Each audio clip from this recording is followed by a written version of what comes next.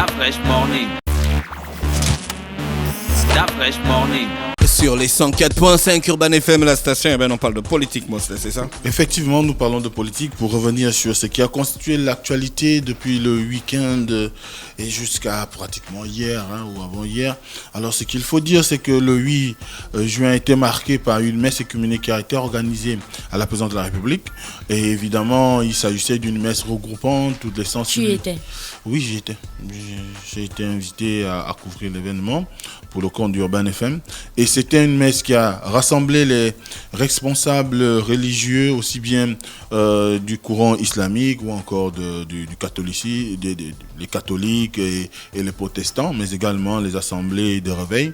Donc toutes ces personnalités religieuses ont été invitées à se prononcer ou à organiser des intentions de prière pour pouvoir marquer le souvenir d'Omar Bongo, parce que il faut savoir qu'Omar Bongo, on l'avait présenté ici le vendredi en rappelant que c'est quelqu'un qui a dirigé notre pays pendant 42 ans et de cela, il était inévitable qu'on puisse arriver à une situation où on pourrait le célébrer dans la mesure où, du moins, lui rendre hommage pour pouvoir faire en sorte que sa mémoire reste vivace dans l'histoire du Gabon, mais également que les plus jeunes, parce que en 10 ans, c'est pratiquement une génération qui est née, et il faudrait que les jeunes se rappellent de qui il était, ce qu'il a fait, qu'est-ce qu'il a apporté de mieux pour le Gabon, qu'est-ce qu'il a fait pour que le Gabon soit la nation qu'on connaît aujourd'hui.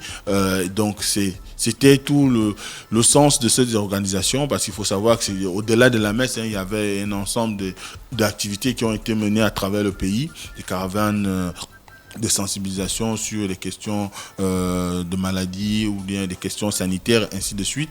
Mais ce qu'il faut dire, c'est qu'au cours de cette messe, qui a réuni un grand logota politique, comme on dit, logota politique national, donc il y avait aussi bien les hauts cadres de l'administration, les acteurs politiques, on a pu remarquer... Il y avait les opposants politiques. Oui, il y avait quelques opposants, notamment Guy Bandama, l'ancien président de l'Assemblée nationale qui a fait le déplacement de la présidence de la République. C'était un opposant? Oui. Donc, dès cet instant, non, il n'était pas. Pourquoi tu murmures son nom? Okolo, la distraction est nerveuse en ce moment. Tu refuses de dire forcément que tu avais le coup de la distraction. Ouais. Okay, donc, il n'était pas, non. Ton Okolo n'était pas. Mais ce qui est sûr, c'est qu'on a vu du beau monde, mais également, on a été le président de la République a été honoré par la présence de ses homologues, notamment de la Guinée équatoriale. Le président Théodoro Obiangema était là avec sa femme Constancia.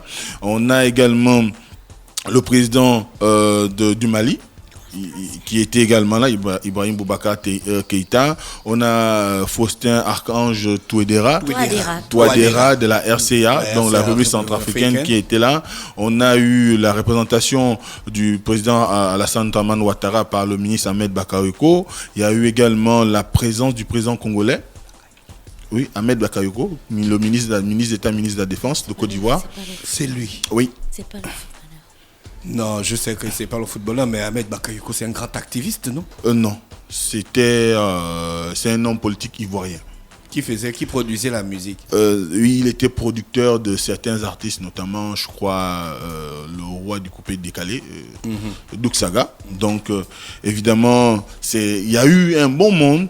Et les discours, du moins les homélies, comme on dit, qui ont été prononcés, notamment par le président de l'Église évangélique du Gabon, le monseigneur Basile Vengon, l'imam Oseni, mais également le pasteur Mbadinga, tous ces discours allaient dans le sens de préservation de l'héritage d'Omar Bongo, mais également on a eu des messages forts, en l'occurrence celui de monseigneur Basile Mvé, qui a rappelé à l'assistance de pouvoir... Au vivant. Oui, au vivant, de pouvoir garder plus que tout, du moins avoir un regard assez pointu sur la question de la préservation de la paix, qui a été au cœur de toute l'action d'Omar Bongo, mais également de pouvoir aujourd'hui se rendre compte qu'il y a eu des réalités que vivent les Gabonais. Le mal-être est présent au Gabon et qu'il ne fallait pas être sourd aux cris des populations, qu'il fallait plus ou moins s'ouvrir, comprendre qu'aujourd'hui, la situation que nous vivons est une situation qui impose aujourd'hui qu'on ait des politiques courageuses, qu'on ait des hommes politiques qui s'élèvent et prennent à bras le corps l'ambition de pouvoir répondre de façon efficiente aux attentes des populations, notamment en termes de logement, ça c'est moi qui ajoute, en termes de logement, en termes de transport, en tout cas à l'amélioration du climat social. Parce qu'aujourd'hui, quand on regarde si bien, les Gabonais, dans leur grande majorité, sont des personnes qui ne sont plus heureuses, comme ce fut le cas par le passé. Donc, pour c'est ce qu'il a dit. Non, c'est pas ce qu'il a dit. Ça, c'est mon commentaire. C'est ce que Moss l'a dit, c'est ce que moi j'ajoute. Voilà. Donc il a laissé ce que le monseigneur a dit. Voilà. Donc, de façon générale, les discours tournaient autour de pouvoir préserver cet héritage bâti par Omar Bongo, l'unité nationale, la cohésion, le respect d'autrui, le respect des valeurs, la mise en place d'un cadre social qui pourrait favoriser l'émergence des uns et des autres, donc qui pourrait être un trait avec la solidarité. Voilà, la solidarité, de pouvoir rester fixé sur les objectifs qui sont celles de développement, surtout du développement de l'homme, parce que c'est l'homme qui est au cœur des avancées dans les sociétés. Et je crois que toute l'assistance qui a été là au regard on va dire, des applaudissements ou encore des signes d'adhésion à ces discours-là, témoigne de ce qu'on pourrait remarquer dans les jours à venir, ou bien témoigner de ce qu'on pourrait remarquer dans les jours à venir, des changements notables dans la façon de gérer le Gabon, dans la façon de conduire la destinée de notre pays, pour que les uns et les autres puissent comprendre qu'aujourd'hui, il est nécessaire de pouvoir travailler à la préservation de ce bien commun que nous avons, c'est le Gabon. Il ne faudrait pas qu'un certain groupe de fils de notre nation se retrouve à jouir de la production nationale, alors qu'il y a une grande majorité qui souffre, qui est dans le besoin et qui ne parvient pas à s'élever ou à assumer leur dignité. Et dès cet instant, on ne pourrait plus parler de cohésion, et il faut construire cette cohésion-là, continuer à la maintenir pour que les uns et les autres se reconnaissent dans la nation gabonaise. Donc, c'était l'ossature principale de cette rencontre-là. Et puis après, vous connaissez, il y a eu le discours à la nation du chef de l'État. Et là, quand moi j'ai regardé le discours, ou quand je l'ai suivi, j'ai eu comme l'impression qu'il y a eu de la résonance des discours tenus par les chefs des communautés religieuses présents au Gabon dans le discours du chef de l'État, parce que d'abord, il est parti en rappelant qu'il a connu une situation, une santé fragile ces derniers temps, et en reconnaissant cela, le chef de l'État s'est mis dans la peau de celui qui reconnaît qu'il y a eu de sa part des faiblesses, et ces faiblesses avec qu'il fallait les corriger. Je crois que c'est ce qui a conduit à ce qu'il puisse appeler au renouvellement du gouvernement. D'ailleurs, tout le monde a pu le noter dans cette allocution. Une allocution qui était très attendue, parce que la dernière fois que le chef de l'État avait parlé aux Gabonais, c'était lors de la présentation de vœux. Le discours n'avait pas duré, et tout le monde, il y avait le camp des insatisfaits et le camp des personnes qui trouvaient que le discours, il l'a fait, mais c'était pas nécessaire. Il y avait même un autre camp qui disait, au moins, on sait où il en est en ce qui concerne le surpassement de sa maladie. Donc, et ce deuxième discours, qui a été beaucoup plus long que le premier, il l'a permis de fixer, il allait sur des points essentiels, notamment en parlant de l'éducation, de la santé, de tout ce qu'il y a eu comme investissement de la part de l'État pour pouvoir améliorer le quotidien des Gabonais. Et d'ailleurs, il y a un point central aussi qui est sorti, la lutte contre la corruption.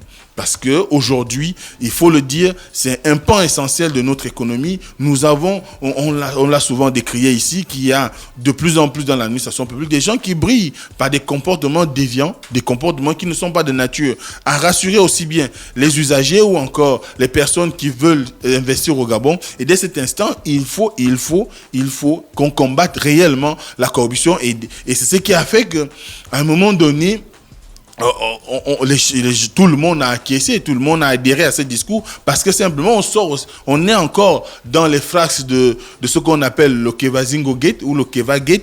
Et dès cet instant, voir le chef de l'État ou écouter le chef de l'État dire qu'il va combattre la corruption, c'est un point important pour les populations, parce qu'aujourd'hui, on a des milliers de Gabonais qui se sont enrichis sur le dos de l'État, qui se pavanent dans les quartiers, qui continuent à narguer les autres Gabonais, alors qu'en réalité, ils n'ont aucun mérite par rapport à cette fortune qu'ils ont amassée. Et même aujourd'hui, qu'est-ce qu'on dénonce le plus? C'est la gabegie financière. C'est le fait qu'on se retrouve avec un pays qui a des énormes ressources, mais qui ne parvient pas à décoller. Il est difficile de partir encore aujourd'hui de Cocotier jusqu'en Kembo, parce qu'il y a un problème de route. Il est difficile aujourd'hui de se faire soigner à l'hôpital, parce qu'on vous dira qu'il y a un problème de médicaments. Alors qu'un pays qui est doté des budgets de pratiquement, depuis 2009, de plus de 3 000 milliards, on devrait quand même ressentir les effets induits de ces budgets-là. Mais malheureusement, parce qu'on a brillé par des attitudes, des comportements déviants, qu'on a mis notre pays pratiquement au sol aujourd'hui.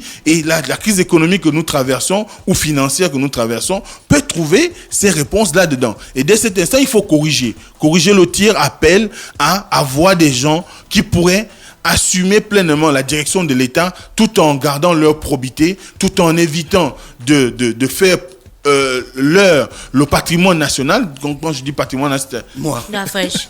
Oh, quand même, merci, mon frère. dans le bien commun qu'on a. Et dès cet instant, il faut gérer l'État avec parcimonie en travaillant à ce que vous mettez comme... Change le mot, la parcimonie. Trouve un autre adjectif qualificatif. Bon, il faut gérer l'État avec justice, si on peut dire ça comme ça, avec un sens aigu de la probité. Il faut être capable de pouvoir mettre en place des mécaniques qui feraient que on soit... Les ministres étaient là-bas. Où? Lors de la déclaration, lors des discours là. Lors de la messe. L'homélie, oui. Bien sûr. Ils étaient tous là-bas. Tous étaient là-bas. Les super directeurs. Attends d'abord, tu les as regardés. Bon, je pouvais pas les regarder. Bon, je les ai vus quelques-uns à l'écran. J'étais à l'arrière. Quand on parlait, quand les messages en question passaient, ce que toi tu as retiré là, quand ils étaient assis là, chacun était genre emprunt. Est-ce qu'ils étaient inondés? Est-ce qu'ils étaient imprégnés de tout ça? Je pourrais dire oui au regard des adhésions, mais comme je n'ai pas pu avoir la possibilité Tu as de... suivi ma famille d'abord, non? Avec les frères Wayans, le grand frère Wayans là. Hein? Tu as vu quand il essaie de lire dans les pensées de ses enfants. D'accord. Donc, moi, je n'ai pas pu observer chacun individuellement ou même le groupe, puisqu'ils étaient de l'autre côté de la salle et moi, j'étais tout au fond.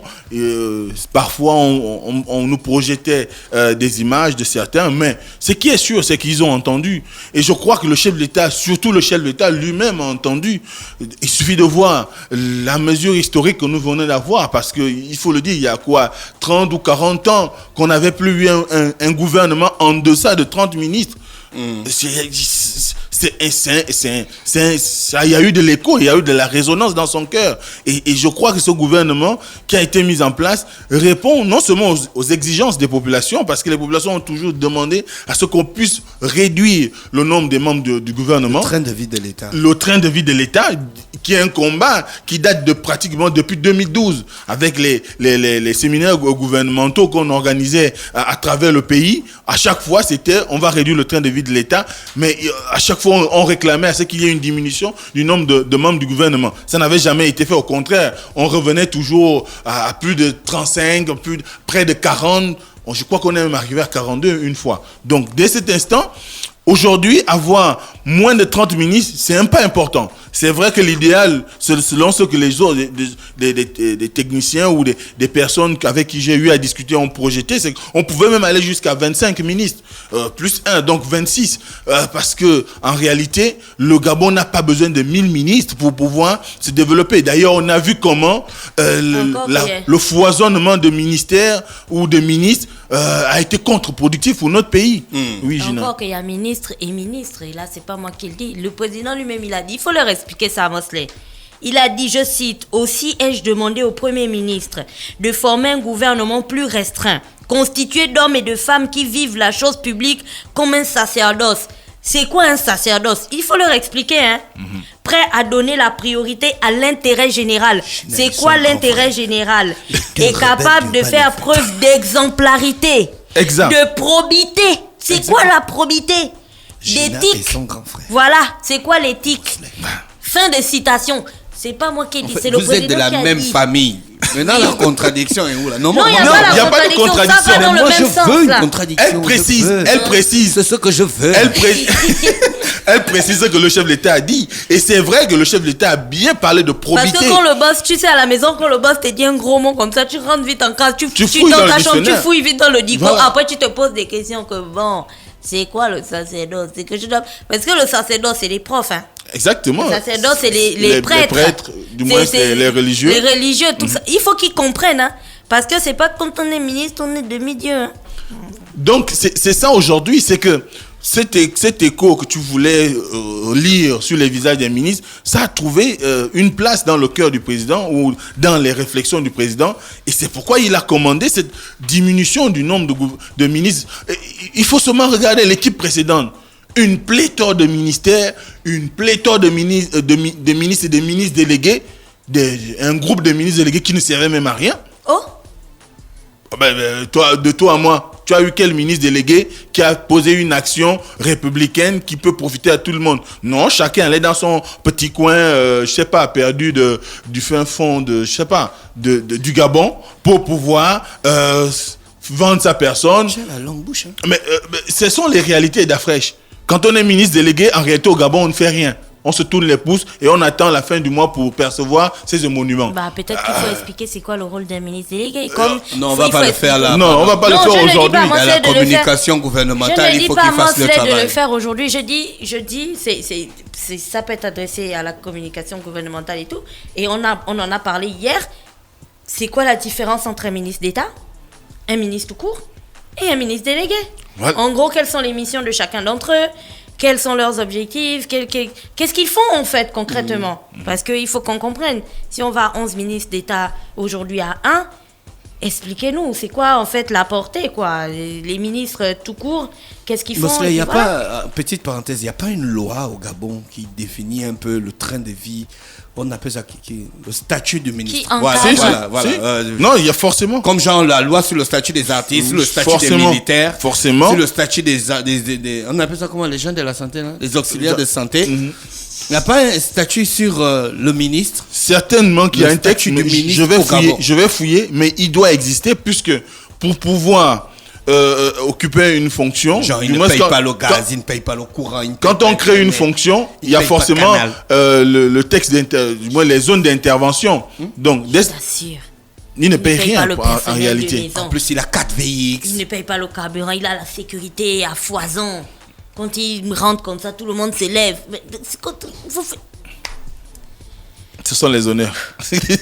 Donc, dès cet instant, il y a forcément un texte qui définit les missions de Les chacun. ministres vont vous détester. Hein. De chacun des membres de l'exécutif. Aussi bien, déjà, il y a un texte qui régit Il y a des ministres qui bossent, hein. le statut de président de la République. Il y a forcément un texte qui régit le statut des membres du gouvernement, sinon de chaque ministre. Parce que tu ne rentres pas, même à Urban FM, quand on a un technicien, c'est ce qu'il doit faire. Et même si ça peut ne pas être écrit, parce que tout n'est pas écrit, il y a aussi la tradition dans la République. C'est-à-dire, quand tu arrives, tu es ministre, par exemple, de l'Éducation nationale, tu connais tes missions régaliennes. Maintenant, après, il peut y avoir une feuille de route donnée par le Premier ministre et le chef Il de faut l'État. définir la politique de l'éducation.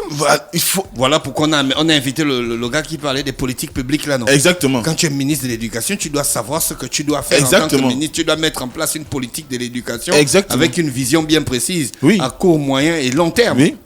Normalement, c'est ce qui devrait être fait. Maintenant, Mais après, le ministre de l'éducation nationale, depuis qu'il est là, il a quoi comme il mène ses actions. Là, c'est toi qui cites les gens, non? Je ne sais pas Je n'ai exactement. pas cité le nom de Je quelqu'un, sais c'était le ministre. de Je sais l'Éducation qu'actuellement, il a été en négociation pendant des mois avec les partenaires sociaux, les parents d'élèves, les élèves, pour pouvoir régler la question de l'attribution des bourses. Je sais qu'également, un truc, on est fort pour regarder les émissions comme on n'est pas couché, là où tu as des hommes politiques qui viennent parler des choses sérieuses.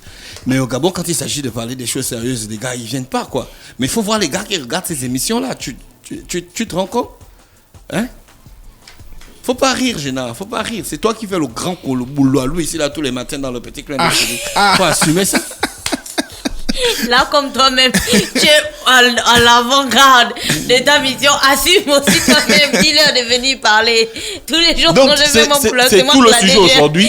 Et Gina a parlé de probité, notamment en tenant compte du discours Ouais, du chef de faut leur l'État. expliquer, moi, La c'est- probité, oui, c'est la capacité à pouvoir gérer une administration ou bien une situation Y sans pouvoir se compromettre. C'est-à-dire, on a par exemple la question du Kevazingo qui chauffe au pays. On nous dit qu'il y a eu des implications de l'ancien ministre.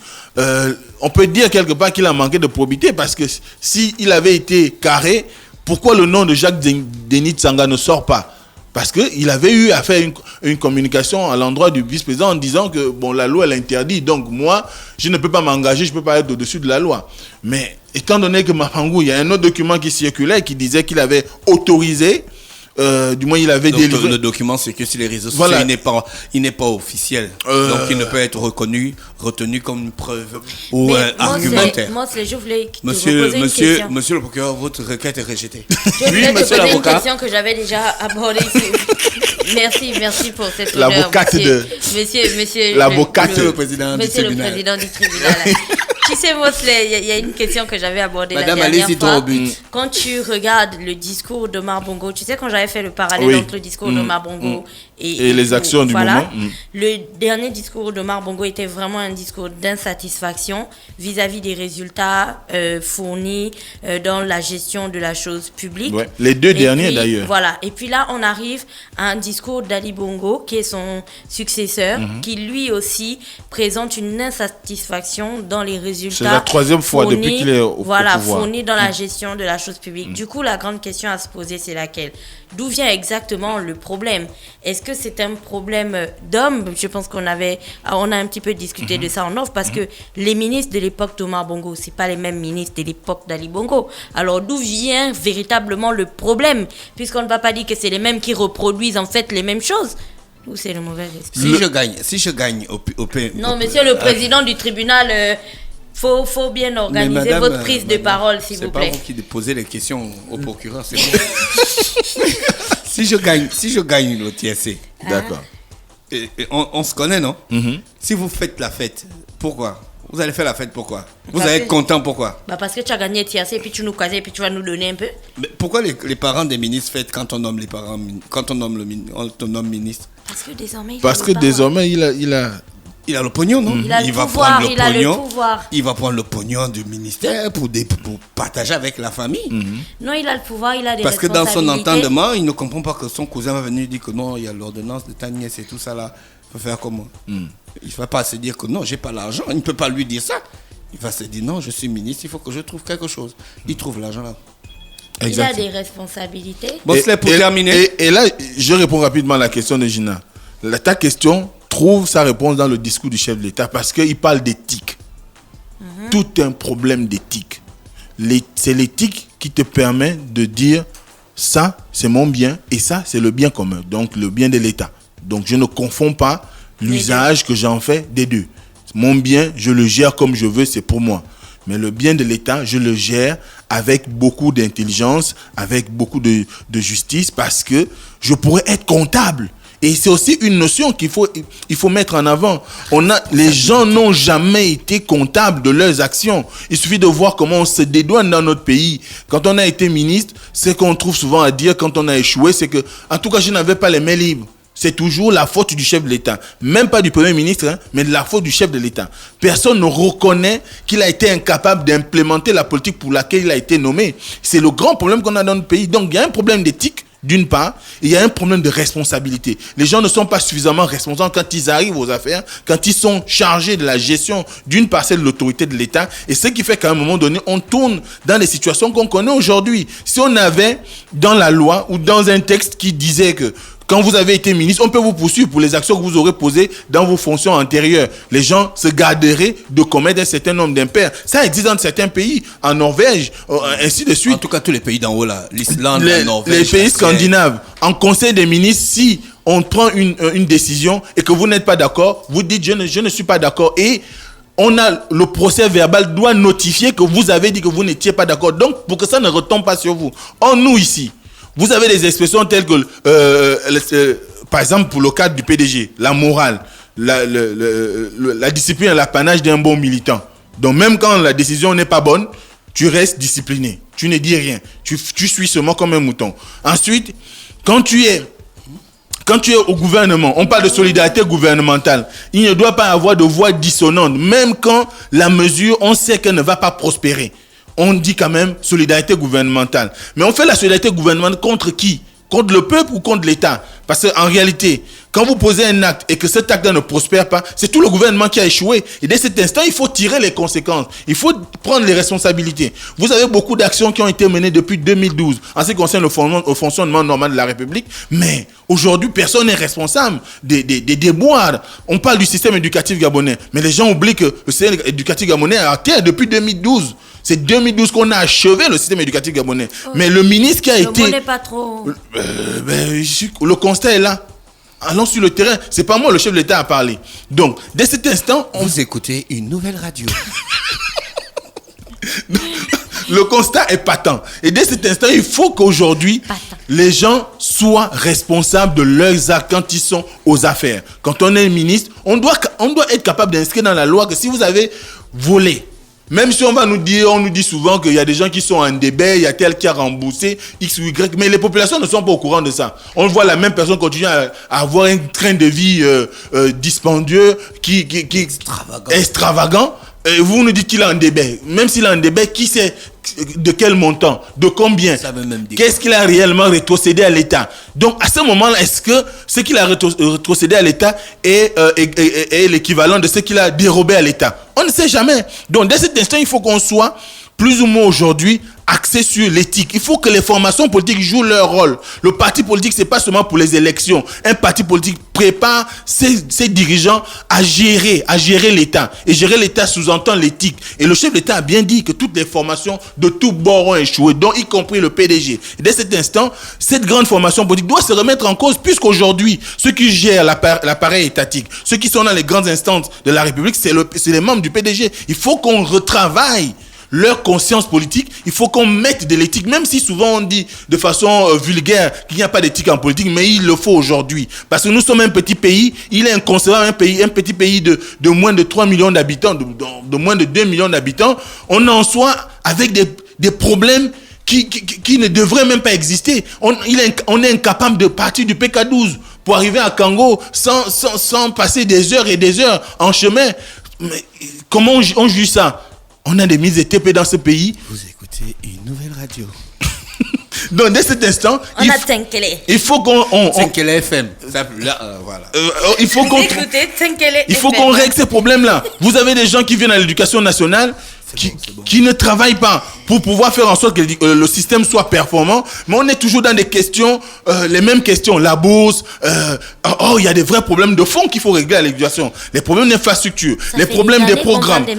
Ce sont les mêmes problèmes, on ne s'en sort pas. Vous avez toujours les hôpitaux qui ont les mêmes problèmes, la question de la CDMG n'a pas versé la quote-part, ainsi de suite. Le cathlon bleu et le cathlon jaune. Donc dès cet instant, il faudrait qu'aujourd'hui les partis politiques et les hommes politiques jouent leur rôle, que chacun travaille à faire en sorte que le vivre ensemble qu'Omar Bongo a entrepris de construire soit quelque chose de réel. Faudrait pas qu'on soit à des situations où partout où tu iras, les gens sont exaspérés, les gens sont nerveux. Tu ne sais, le Gabonais n'a même plus la joie de vivre, même si on a l'impression. Moi, c'est là quand même, tu n'as pas fait une étude pour voir si les Gabonais n'avaient pas la joie de vivre. Ça poignarde les maris à n'importe quel moment dans les rues. Toi aussi. La montée de la violence dans les quartiers, c'est dû à quoi? C'est dû à quoi, Gina? Parce que les jeunes ne trouvent pas de boulot. Donc, dès cet instant, il faut qu'on note dans le discours du chef de l'État qu'il y a eu il y a eu une révolution. Il a écouté certainement les discours des responsables religieux lors de l'hommage à Omar Bongo, mais également surtout les supplications des populations, du moins les attentes des populations. On espère tout simplement que le nouveau gouvernement qui a été mis en place, qui est constitué de gens appelés à avoir un sens élevé de la gestion de la chose publique, que ces personnes-là vont réellement travailler au développement du Gabon et qu'ils participeront de façon efficiente à améliorer le climat social. C'est à cause de tout ça là qu'on n'a pas la subvention de l'État. Oui, tu parles trop, tu as la longue bouche, tu viens faire la longue bouche ici là. Vous êtes sur les 104.5. Nous assumons tous nos longues bouches. Vous êtes sur les 104.5 Urban FM de la station Urban. C'était Mosley pour la rubrique politique ce matin dans Luda Fresh Morning. Mosley qui revenait sur le discours du président de la République et la nomination du nouveau gouvernement. Régine Ruth est avec nous aussi. René Ruth, bonjour. Bonjour Dafresh. Da Fresh Morning.